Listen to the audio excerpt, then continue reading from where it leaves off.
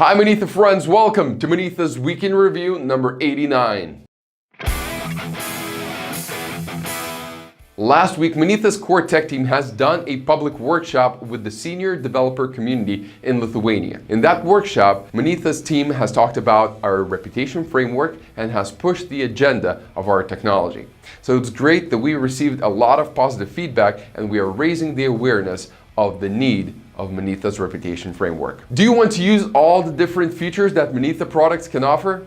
Integrate with Monetha's mobile and payment gateway functionality within our API. You can do that by reading the information which is below this video. With the newest Monetha's mobile app update, you will receive some design changes in some screens, especially I'm talking about the wallet screen and the transaction history screen. So if you want to have the best experience that Monetha's mobile app can offer, go and update it on your iOS and Android devices. That's all I have for you this week, but if you have any questions regarding our product, our roadmap, our company, go to our community on Telegram and our support will reply to you. I will see you in the next Monetha's Week in Review. Bye-bye.